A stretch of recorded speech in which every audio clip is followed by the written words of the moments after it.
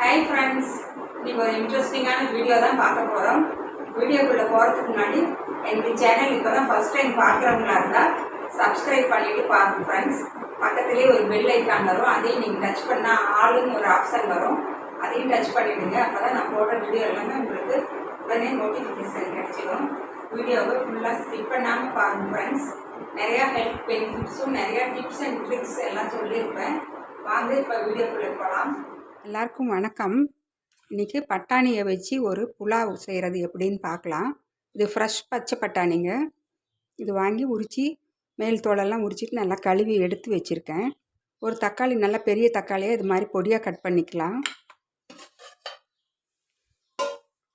பட்டை ஒரு சின்ன பீஸாக ஒரு 3 பட்டை, 4 லவங்கம், ஒரு ஸ்டார் அனீஸ், கொஞ்சம் கல்பாசி, 3 ஏலக்காயை தட்டி வச்சுக்கிங்க, ஒரே ஒரு பிரிஞ்சி இலை. ஆனியன் இது மாதிரி நீட்டமாக கட் பண்ணிக்கலாம். நான் இப்போ 2 ஆனியன் பெரிய வெங்காயம் கட் பண்ணி வச்சுருக்கேன். சோம்பு தூள் 1/2 டீஸ்பூன்.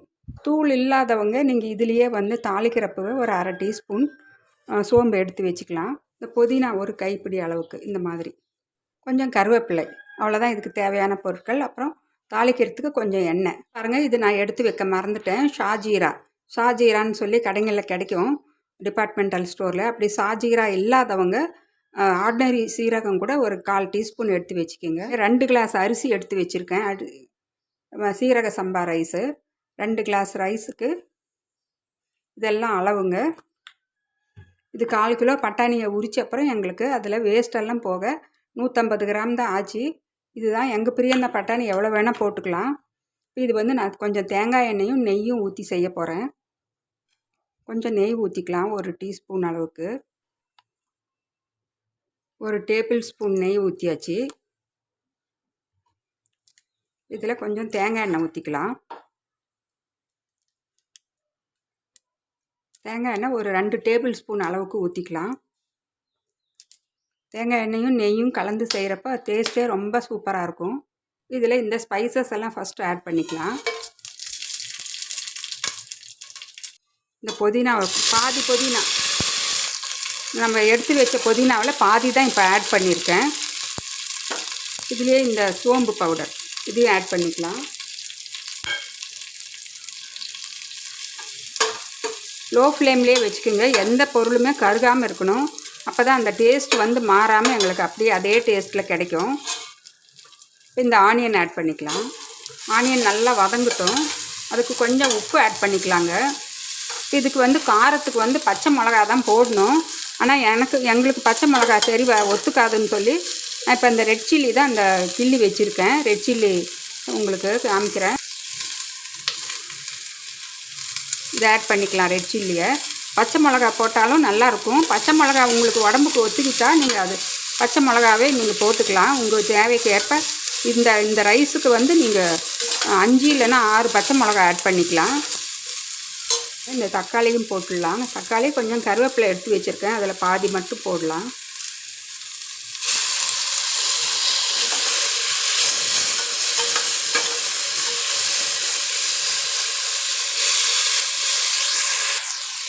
பாருங்க, கொஞ்சம் உப்பு ஆட் பண்ணிக்கிட்டால் எங்களுக்கு அந்த தக்காளி கொஞ்சம் சீக்கிரமாக வதங்கிடும். வெங்காயமும் சீக்கிரமாக நல்லா வதங்கி வந்துடும். பாதி அளவுக்கு வதங்கிடுச்சு. இப்போ இந்த ஸ்டேஜில் பாருங்கள், நான் இந்த பட்டாணி ஆட் பண்ணிக்கிறேன். இஞ்சி பூண்டு விழுது 1 டீஸ்பூன். இது ஒரு 5 நிமிஷம் கழிச்சு அந்த பச்சை வாசனை போகணும். இஞ்சி பூண்டு விழுதோட பச்சை வாசனை.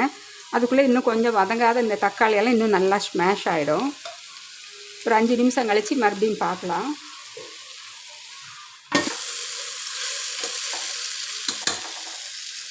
இந்த இஞ்சி பூண்டோட பச்சை வாசனை எல்லாமே கம்ப்ளீட்டாக போயிடுச்சு.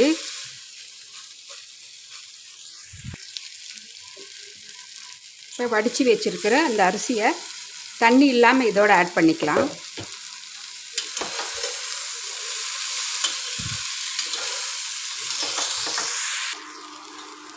அரிசி போட்டு நல்லா ஒரே ஈவனாக கிளறி விட்டுடுங்க. அப்புறம் இது 2 கிளாஸுக்கு நான் 1:2 தான் தண்ணி. அதனால் 4 கிளாஸ் தண்ணி அளந்து எடுத்து வச்சுருக்கேன். அதை ஊற்றிக்கலாம். ஊற்றி ஒரே ஒரு விசில் கொடுத்து ஒரு 5 நிமிஷம் சிம்மில் வச்சுருந்து ஸ்டவ் ஆஃப் பண்ணிடலாங்க. இப்போ இதுக்கு தேவையான அளவு உப்பு ஆட் பண்ணிடலாம்.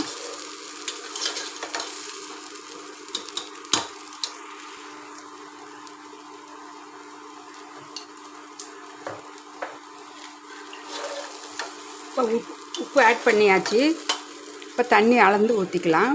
இப்போ நான் ஆல்ரெடி தண்ணி அளந்து நல்லா கொதிக்க வச்சு எடுத்து வச்சுருக்கேன்.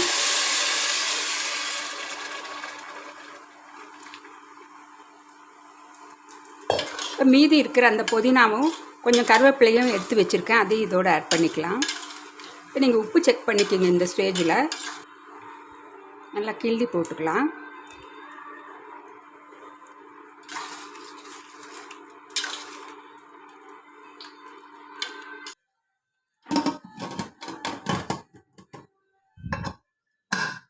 ஒரு விசில் வந்து மறுபடியும் ஒரு 5 நிமிஷம் சிம்மில் வச்சு அப்புறம் ஓப்பன் பண்ணி பார்க்கலாம். இப்போ கேஸ் எல்லாமே ரிலீஸ் ஆகிடுச்சு. இப்போ ஓப்பன் பண்ணி பார்த்துடலாம். சூப்பராக ரெடி ஆகிடுச்சு பாருங்கள். பட்டாணி புலாவ் ரெடி ஆகிடுச்சு. நான் வந்து இந்த ஸ்டேஜில் கொஞ்சம் பெருங்காய பவுடர் ஆட் பண்ணிக்குவேன். நீங்கள் பிரியம் இருக்கிறவங்க ஆட் பண்ணிக்கலாம். பெருங்காய பவுடர் வந்து இந்த பட்டாணி கேஸுங்கிறதுனால ஒரு சிலருக்கு ஒத்துக்காது. உங்களுக்கு டேஸ்ட்லாம் எந்த மாறுதலும் வராதுங்க பெருங்காய பவுடர் போடுறதுனால. ஃபைனலாக தான் போடுவேன். இப்போ இந்த காலகட்டத்தில் நாங்கள் பெருங்காய பவுடரும் அடிக்கடி எல்லா ஃபுட்டுலேயும் சேர்த்திக்கிறதே ரொம்ப நல்லது தான். பாருங்கள் எப்படி கொஞ்சம் கூட அடி பிடிக்காமல் சாப்பாடும் நல்லா உதிரி உதிரியாக இப்படி கிடச்சிருக்கு. அவ்வளோதாங்க, பட்டாணி புலாவ் ரெடி ஆகிடுச்சு. பெருங்காய பவுடரை பற்றி நான் மறுபடியும் உங்களுக்கு இன்னொரு வீடியோவில் சொல்கிறேன். அதில் இருக்கிற மெடிசினல் வேல்யூ, மருத்துவ குணங்கள் எல்லாமே உங்களுக்கு தெரிய வந்தால் நீங்களும் விட மாட்டீங்க. அவ்வளோ நல்லது, உடம்புக்கு ஜீரணத்துக்கு நல்லது. இந்த வீடியோ பிடிச்சிருந்தால் ஒரு லைக் பண்ணுங்கள், கமெண்ட்ஸ் பண்ணுங்கள், ஃப்ரெண்ட்ஸ் ஃபேமிலிக்கும் ஷேர் பண்ணுங்கள். நான் மறுபடியும் அடுத்த ஒரு இன்ட்ரெஸ்டிங்கான வீடியோவில் சந்திக்கிறேன். பாய்.